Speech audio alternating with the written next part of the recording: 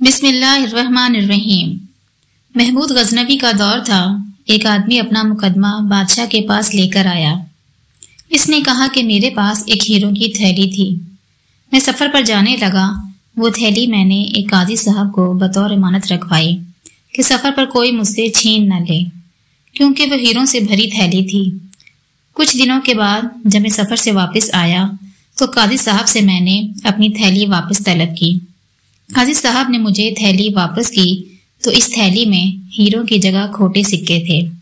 جب میں نے قاضی صاحب سے پوچھا کہ اس میں ہیرے نہیں ہیں، قاضی صاحب نے جواب دیا کہ کیا تمہاری تھیلی کہیں سے پھٹی ہے یا کہیں سے کھلی ہے؟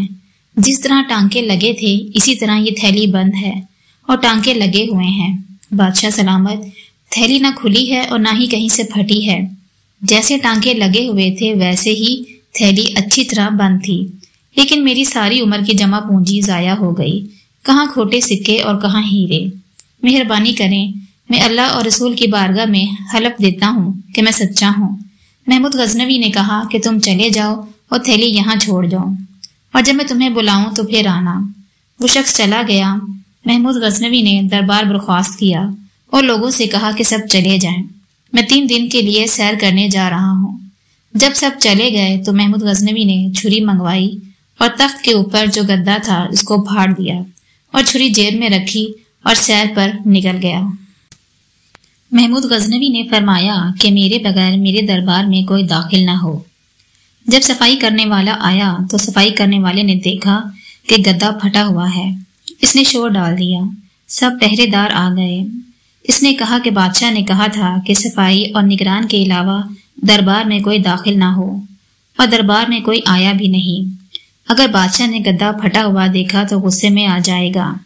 سارے دربار کے ملازمین اکٹھے ہو گئے۔ ایک ملازم نے کہا کہ میں ایسے آدمی کو جانتا ہوں جو یہ گدا اس طرح سیے گا کہ پتہ نہیں چلے گا کہ کہاں سے پھٹا ہوا ہے، بہترین رفوگر ہے۔ پھر اس آدمی کو بلایا گیا اور اس رفوگر نے گدا سی دیا۔ سیر کے بعد جب بادشاہ آیا تو اس نے گدا دیکھا۔ بادشاہ نے ملازمین کو بلایا اور پوچھا یہ گدا کس نے سیا ہے؟ بادشاہ نے کہا یہ گدا میں نے خود پھاڑا تھا، بتاؤ کس نے سیا ہے؟ رفوگر کو بلایا گیا۔ اس نے کہا کہ آپ کے ملازم کے کہنے پر میں نے اسے سیا تھا، اس میں میری کوئی غلطی نہیں۔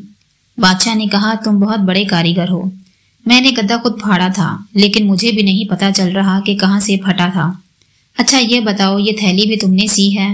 تو اس نے کہا جی میں نے ہی یہ تھیلی سی تھی، ایک قاضی صاحب اسے لائے تھے، اس میں ہیرے تھے، قاضی صاحب نے اس میں سے ہیرے نکال کر کھوٹے سکے بھرے تھے اور مجھے بھی کچھ حصہ دیا تھا۔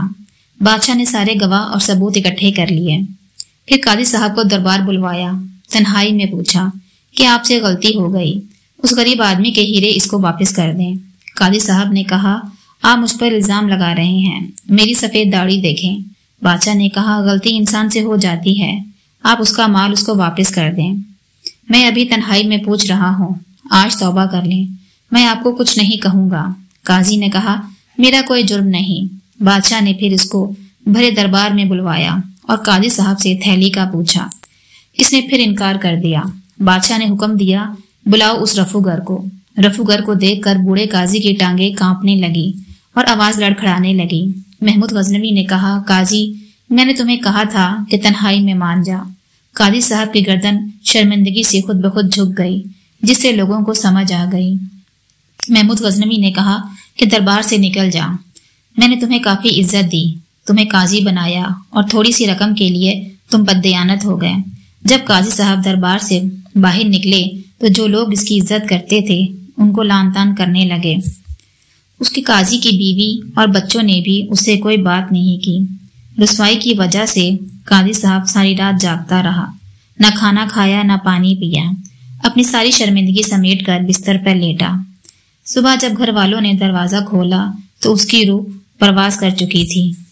جی ناظرین، وہ قاضی یہ بات برداشت نہ کر سکا کہ لوگوں کو اس کی بددیانتی کا علم ہو گیا ہے۔ ہم انسان لوگوں کی پرواہ کرتے ہیں اور ڈرتے ہیں کہ لوگ کیا کہیں گے۔ اگر گناہ کرتے وقت ہم یہ سوچ لیں کہ اللہ ہمیں ہر وقت دیکھ رہا ہے اور آخرت میں اس گناہ کا حساب بھی دینا ہے تو ہم بہت سے گناہ کرنے سے رک جائیں اور دنیا اور آخرت میں شرمندگی سے بھی بچ جائیں۔ امید کرتی ہوں آپ کو یہ ویڈیو پسند آئے گی۔ اس طرح کی مزید ویڈیوز کے لیے آپ میرے چینل کو سبسکرائب کریں، اور آپ سب دوستوں سے گزارش ہے کہ ایک بار درود پاک پڑھ لیں۔ اللہم صلی علی محمد وعلی آل محمد۔